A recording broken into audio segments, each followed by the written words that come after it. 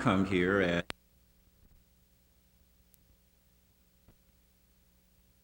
.6% in the last year. Cost of gasoline has increased by about 35%. Thank you very much. Mayor Maier. Mr. President, at this time, I would like to yield, by your leave, to the distinguished mayor of Detroit for his statement. Mayor Coleman Mayor of Detroit. Thank you very much, Mayor Maier and members of the committee. I shall attempt to be brief. First of all, I believe that all mayors here look upon New York's problem as symptomatic of a national crisis in American cities. Indeed, a national urban crisis that's been too long overlooked here in Washington. The impact of New York's crises obviously spreads far beyond the borders of that city and that state, and has a very telling effect on all other cities. I can cite my own city's example, for instance, and as has been pointed out, it does not matter to the bond market whether cities have taken steps in order to correct their situation or whether they have not. In Detroit, for instance, we have, within the last 18 months, reduced the number of our public employees from 25,000 to 20,000. That's a 20% cut in services to our people. We've taken every economy measure that we can, and yet, as we have approached the bond market over the last year, we found that the imminence of the crisis in New York City has affected our ability to sell our bonds.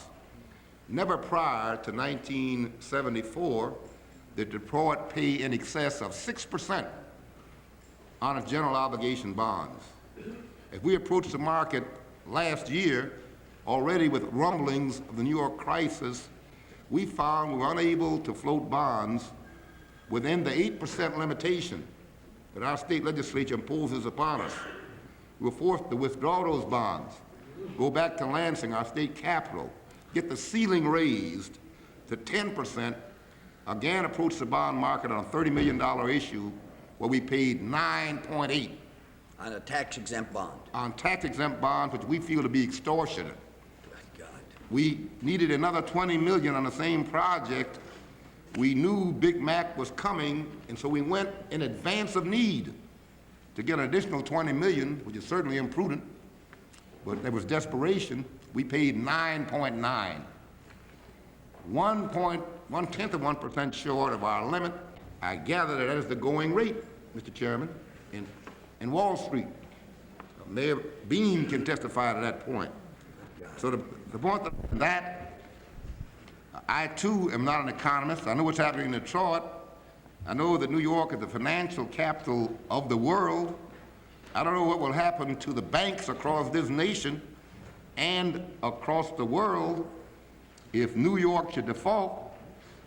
What should happen in a domino theory, an economic domino theory, to stability of our economy? I think that obviously we need to meet what is a national urban crisis, and we need to meet it on the same basis that the federal government recognized in the 30s that the national crisis in our farms threatened the existence of our nation. We need to mobilize fully the full resources of our federal government in order to save our cities, because if our cities go down, in my opinion, our nation will go down. While we talk about New York City and the problem of other cities and what the administration is doing, I would just like to know what is happening here in Congress to the anti-depression public works bill, which now languishes in conference, and which could have a meaningful impact on the needs of every mayor representing every city here.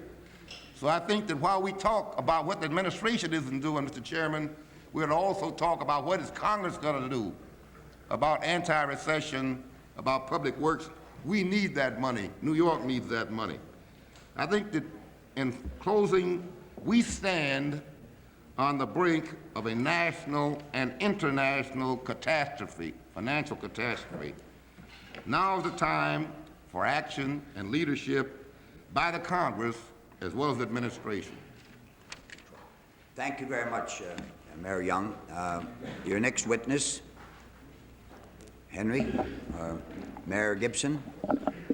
Young has certainly pointed out the fact that we are now presently being affected by the interest rates that